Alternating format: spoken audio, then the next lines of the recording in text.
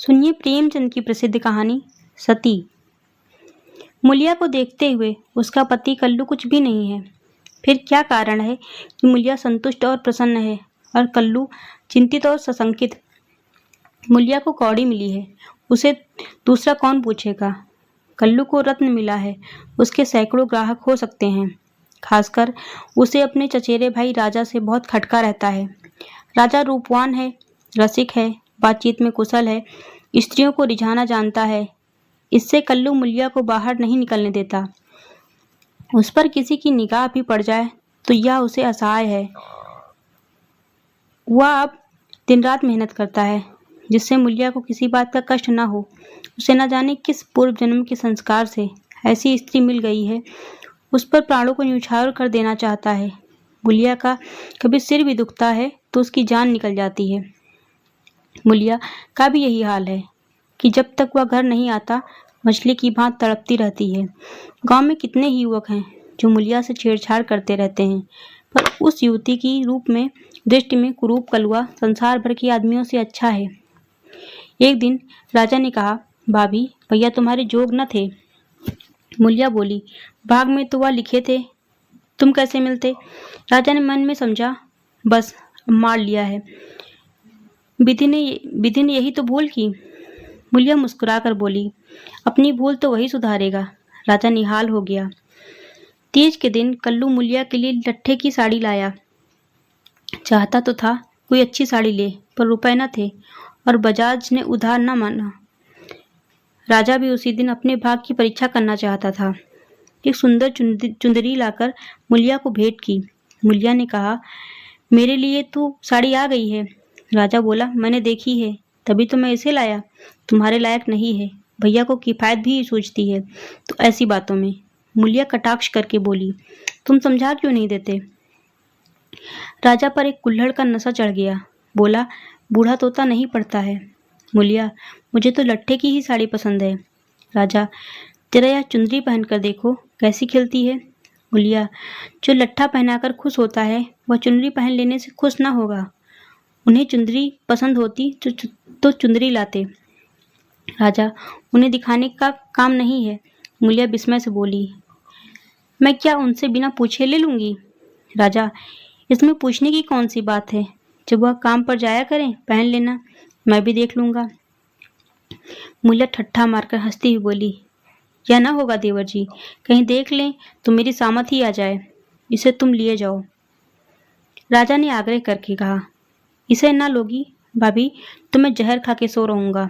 मुलिया ने साड़ी उठाकर आले पर रख दी और बोली, अच्छा लो, अब तो खुश हुए। राजा ने उंगली पकड़ी, अभी तो भैया नहीं है, जरा पहन लो। मुलिया ने अंदर जाकर चुंदरी पहन ली और फूल की तरह महकती दमकती बाहर आई। राजा ने पहुंचा पकड़ने को हाथ फैलाया। बोला, ऐसा जी चाहता है कि तुम्हें लेकर भाग जाऊं। मुलिया उसी विनोद भाव से बोली, जानते हो तुम्हारे भैया का यही हाल होगा। ऐसा कहते हुए उसने किवाड़ बंद कर लिए। राजा को ऐसा मालूम हुआ कि थाली परोसकर उसके सामने से उठा ली गई। मुलिया का मन बार बार कहता कि चुंदरी कल्लू को दिखा दे, पर नतीजा सोचकर रह जाती थी। उसने चुंदरी क्यों रख ली, उसे अपने ऊपर क्रोध आ रहा था। लेकिन राजा को जितना दुख होता, क्या हुआ उसकी चुंदरी छिन भर पहन लेने से, उसका मन तो रह गया। लेकिन उसके प्रशांत मानस सागर में यह कीट आकर उसे मथ रहा था। उसने क्यों रख ली चुनरी। क्या यह कल्लू के साथ विश्वासघात नहीं है। उसका चित्त इस विचार से विकल हो गया। उसने मन को समझाया, विश्वासघात क्यों हुआ, इसमें विश्वासघात की क्या बात है। कौन वह राजा से कुछ बोली, जरा सा हंस देने से अगर किसी का दिल खुश हो जाता है तो इसमें क्या बुराई है। कल्लू ने पूछा, आज रज्जू क्या करने आया था। मुलिया की देह थर थर कांपने लगी। बहाना कर गई, तंबाकू मांगने आए थे। कल्लू ने भौवें सिकोड़ कर कहा, उसे अंदर मत आने दिया करो, अच्छा आदमी नहीं है। मुलिया, मैंने कह दिया तंबाकू नहीं है, तो चले गए। कल्लू ने अपनी तेजस्विता के साथ कहा, क्यों झूठ बोलती हो, वह तंबाकू मांगने नहीं आया था। मुलिया, तो और यहाँ क्या करने आते। कल्लू, चाहे जिस काम से आया हो, तंबाकू मांगने नहीं आया, वह जानता था मेरे घर में तम्बाकू नहीं है। मैं तम्बाकू के लिए उसके घर गया था। मूलिया की देह में काटो तो लहू नहीं। चेहरे का रंग उड़ गया। सिर झुकाकर बोली, मैं किसी के मन का हाल क्या जानूं। आज तीज का रथ जगा था। मूलिया पूजा का सामान कर रही थी, पर इस तरह जैसे मन में जरा भी उत्साह, जरा भी श्रद्धा नहीं है। उसे ऐसा मालूम हो रहा है उसके मुख में कालिमा पुत गई है और अब वह कल्लू की आंखों से गिर गई है। उसे अपना जीवन निराधार सा जान पड़ता था। सोचने लगी, भगवान ने मुझे यह रूप क्यों दिया। यह रूप ना होता तो राजा क्यों मेरे पीछे पड़ता, और क्यों आज यह मेरी गत होती। मैं काली कुरूप रहकर इससे कहीं अधिक सुखी रहती। आ गई यहाँ तो इसने मटिया मेट कर दिया। न जाने उसे कब झपकी आ गई तो देखती है कल्लू मर गया है और राजा घर में घुसकर उसे पकड़ना चाहता है। उसी दम एक वृद्धा स्त्री न जाने किधर से आकर उसे अपनी गोद में ले लेती है और कहती है, तूने कल्लू को क्यों मार डाला। मूलिया रोकर कहती है, माता, मैंने उन्हें नहीं मारा। वृद्धा कहती है, हाँ, तूने छुरी कटार से नहीं मारा। उस दिन तेरा तप छीन हो गया और इसी से वह मर गया। मूलिया ने चौकन्नी आंखें खोल दी। सामने आंगन में कल्लू सोया हुआ था। वह दौड़ती हुई उसके पास गई और उसकी छाती पर सिर रखकर फूट फूट कर रोने लगी। कल्लू ने घबराकर पूछा, कौन है। मूलिया, क्यों रोती हो, क्या डर लग रहा है। मैं तो जाग ही रहा हूँ। मूलिया ने खिसियाते हुए कहा, मुझसे आज एक अपराध हुआ है, उसे क्षमा कर दो। कल्लू उठ बैठा। क्या बात है, कहो तो, रोती क्यों हो। मूलिया, राजा तम्बाकू मांगने नहीं आया था। मैंने तुमसे झूठ कहा था। कल्लू हंसकर बोला, वह तो मैं पहले से ही समझ गया था। मूलिया, वह मेरे लिए चुंदरी लाया था, तुमने लौटा दी। मूलिया कांपती हुई बोली, मैंने ले ली। कहते थे मैं जहर माहौर खा लूंगा। कल्लू निर्जीव की भांत खाट पर गिर पड़ा और बोला, तो रूप मेरे बस का नहीं है। देव ने कुरूप बना दिया, तो मैं सुंदर कैसे बन जाऊं। कल्लू ने अगर मूलिया को खोलते हुए तेल में भी डाल दिया होता तो तब भी इतनी पीड़ा न होती। कल्लू उस दिन से कुछ खोया खोया सा रहने लगा। जीवन में वह उत्साह रहा ना, वह आनंद। हंसना बोलना भूल सा गया। मूलिया ने उसके साथ जितना विश्वासघात किया था उससे कहीं ज्यादा उसने समझ लिया, और यह भ्रम उसके हृदय में कीवड़े के समान चिपट गया। वह घर अब उसके लिए केवल लेटने बैठने का स्थान था और मूलिया केवल भोजन बना देने वाली मशीन। आनंद के लिए वह कभी कभी ताड़ी खाने चला जाता या चरस के दम लगाता। मूलिया उसकी दशा देख देख कर अंदर ही अंदर कुढ़ती थी। वह उस बात को उसके दिल से निकाल देना चाहती थी, इसलिए उसकी सेवा और मन लगाकर करती, उसे प्रसन्न करने के लिए बार बार प्रयत्न करती। पर वह जितना ही उसको खींचने की चेष्टा करती थी, उतना ही वह उससे बिचलता था, जैसे कोई कटिए में फंसी मछली हो। कुशल यह था कि राजा जिस अंग्रेज के यहाँ खानसामा था उसका तबादला हो गया और राजा उसके साथ चला गया था, नहीं तो दोनों भाइयों में से किसी न किसी का जरूर खून हो जाता। इस तरह साल भर बीत गया। एक दिन कल्लू रात को घर लौटा तो उसे ज्वर था। दूसरे दिन उसकी देह में दाने निकल आए। मूलिया ने समझा माता है, मान मनौती करने लगी, मगर 4-5 दिन में ही दाने बढ़कर आंवले पड़ गए और मालूम हुआ यह माता नहीं है, उपदंश है। कल्लू के कुलसित भोग विलास का वह फल था। रोग इतनी भयंकरता से बढ़ने लगा कि आंवलों में मवाद पड़ गया और उनमें से ऐसी दुर्गंध उड़ने लगी कि पास बैठते नाक फटती थी। देहात में जिस प्रकार का उपचार हो सकता था वो मूलिया करती थी, पर कोई लाभ न होता था और कल्लू की दशा दिन दिन बिगड़ती जाती थी। उपचार की कसर वह अबला अपने स्नेह में सेवा से पूरी करती थी। उस पर गृहस्थी चलाने के लिए अब मेहनत मजूरी भी करनी पड़ती थी। कल्लू तो अपने किए का फल भोग रहा था। मूलिया अपने कर्तव्य का पालन करने में मरी जा रही थी। अगर कुछ संतोष था तो यह कल्लू का भ्रम उसकी इस तपस्या से भंग होता था। अब उसे विश्वास होने लगा था कि मूलिया अब भी उसी की है। वह अगर किसी तरह अच्छा हो जाता तो फिर उसे दिल में छिपा कर रखता और उसकी पूजा करता। प्रातः काल था। मूलिया ने कल्लू का हाथ मुंह धुलवाकर दवा पिलाई और खड़ी पंखा डुला रही थी। कि कल्लू ने आंसू भरी आंखों से देखकर कहा, मूलिया, मैंने उस जन्म में कोई भारी तप किया था कि तुम मुझे मिल गई। तुम्हारी जगह मुझे दुनिया का राज मिले तो भी ना लूं।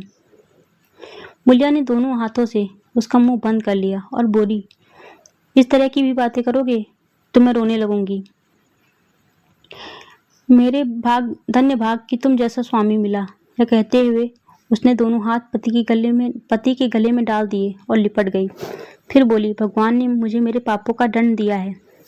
कल्लू ने उत्सुकता से पूछा, सच कह दो मूला, राजा तुम में क्या मामला था? मूलिया ने विस्मित होकर कहा, मेरे और उसके बीच कोई और मामला हुआ हो तो भगवान मेरी दुर्गत करें। उसने मुझे चुनरी दी, वो मैंने ले ली थी, फिर मैंने उसे आग में जला दिया। तब से मैं उससे नहीं बोली।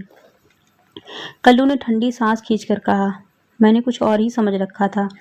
न जाने मेरी मत कहाँ हर गई थी। मैं तुम्हें पाप लगाकर अपने आप पाप में फंस गया और उसका फल भोग रहा हूँ।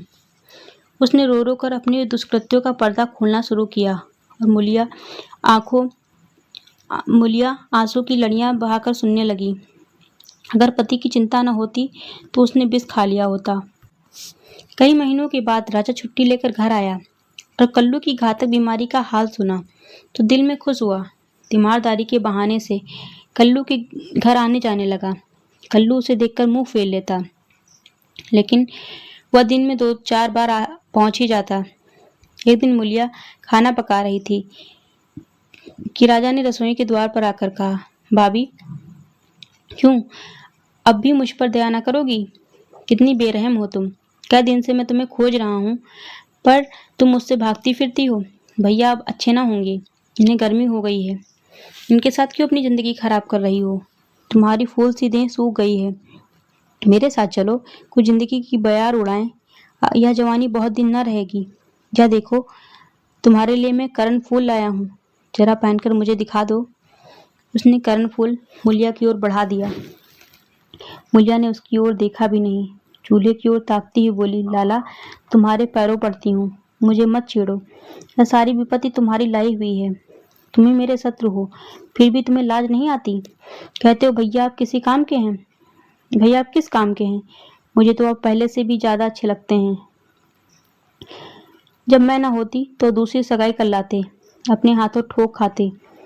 आज मैं ही उनका आधार हूँ, वह मेरे सहारे जीते हैं।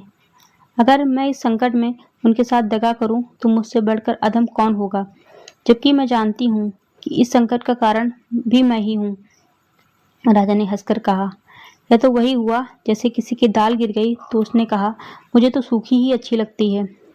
गुलिया ने सिर उठाकर उसकी ओर संजोत नेत्रों से ताकते हुए कहा, तुम उनके पैरों की धूल बराबर नहीं हो लाला। क्या कहते हो तुम? उजले कपड़े और चिकने मुखड़े से कोई आदमी सुंदर नहीं होता। मेरी आंखों में तो उनके बराबर कोई दिखाई नहीं देता। कल्लू ने पुकारा, मूला, थोड़ा पानी दे दे। मूलिया पानी लेकर दौड़ी। चलते चलते करण फूल को ऐसा ठुकराया कि आंगन में जा गिरा। राजा ने जल्दी से करण फूल उठा लिया और क्रोध में भरा हुआ चल दिया। रोग दिन पर दिन बढ़ता गया। ठिकाने से दवा दारू होती तो शायद अच्छा हो जाता, मगर अकेली मूलिया क्या क्या करती। दरिद्रता में बीमारी कोढ़ का खाज है। आखिर एक दिन परवाना आ पहुंचा। मूलिया घर में काम धंधा करके आई तो देखा कल्लू की सांस चल रही है। घबरा कर बोली, कैसा जी है तुम्हारा? कल्लू ने सजल और दीनता भरी आंखों से देखा और हाथ जोड़कर सिर नीचा कर लिया। यही अंतिम विदाई थी। मूलिया उसके सीने पर सिर रखकर रोने लगी और उन्माद की दशा में उसके आहत हृदय से रक्त की बूंदों के समान शब्द निकलने लगे। तुमसे इतना भी न देखा गया भगवान, उस पर न्यायी और दयालु कहलाते हो, इसलिए तुमने जन्म दिया, यही खेल खेलने के लिए? हाय नाथ, तुम तो इतने निष्ठुर न थे। मुझे अकेली छोड़कर कहाँ चले जाते हो? हाय, अब कौन मूला कहकर पुकारेगा? अब किसके लिए कुएं से पानी खींचूंगी, किसे बिठाकर खिलाऊंगी, पंखा डुलाऊंगी? सब सुख हर लिया, तुम मुझे भी क्यों नहीं उठा लेते? सारा गांव जमा हो गया। सभी समझा रहे थे मूलिया को धैर्य न होता था। यह सब मेरे कारण हुआ। यह बात उसे नहीं भूलती। हाय हाय, उसे भगवान ने सामर्थ्य दिया होता तो आज उसका सरताज यूं न उड़ जाता। सौ की दाह क्रिया की तैयारियां होने लगी। कल्लू को मरे 6 महीने हो गए। मुलिया अपना कमाती है, खाती है और अपने घर में पड़ी रहती है। दिन भर काम धंधा से छुट्टी नहीं मिलती। हाँ, रात को एकांत में रो लिया करती है। उधर राजा की स्त्री मर गई, मगर 2-4 दिन के बाद वह फिर छैला बन्ना घूमने लगा और अब और भी छुट्टा साड़ हो गया। पहले स्त्री से झगड़ा हो जाने का कुछ डर था, अब वह भी न रहा। जबकि नौकरी पर से लौटा तो सीधे मुलिया के घर पहुंचा और इधर उधर की बातें करने के बाद बोला, भाभी, अब तो मेरी अभिलाषा पूरी करोगी या अभी और कुछ बाकी है?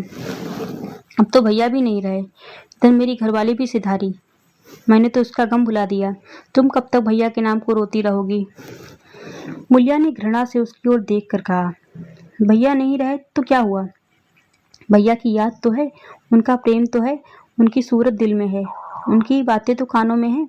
तुम्हारे लिए और दुनिया के लिए वह नहीं है, मेरे लिए वह अब भी वैसे ही जीते जागते हैं। मैं अब भी उन्हें वैसे ही बैठे देखती हूँ। पहले तो देह का अंतर था, अब तो वह मुझसे और भी नंगीच हो गए हैं और ज्यों-ज्यों दिन बीतेंगे और भी नंगीच होते जाएंगे। भरे पूरे घर में दाने की कौन कदर करता है? जब घर खाली हो जाता है तब मालूम होता है कि दाना क्या है। पैसे वाले पैसे की कदर क्या जाने। पैसे की कदर तब होती है जब हाथ खाली हो जाता है, तब आदमी एक एक कौड़ी दांत से पकड़ता है। तुम्हें भगवान ने दिल ही नहीं दिया, तुम क्या जानो सोबत क्या है। घरवाली को मरे अभी 6 महीने भी नहीं हुए और तुम साड़ बन बैठे। तुम मर गए होते तो इस तरह वह भी अब तक किसी के पास चली गई होती। मैं जानती हूँ कि मैं मर जाती तो मेरा सरताज जन्म भर के लिए मेरे नाम को रोया करता। ऐसे ही पुरुषों की स्त्रियां उन पर प्राण देती हैं। तुम जैसे सौदों के भाग में पत्तल चाटना लिखा है, चाटो, मगर खबरदार, आज से मेरे घर में पाँव न रखना, नहीं तो जान से हाथ धोगे। बस निकल जाओ। उसके मुख पर ऐसा तेज स्वर में इतनी कटुता थी कि राजा को जबान खोलने का भी साहस न हुआ। चुपके से निकल गया। धन्यवाद।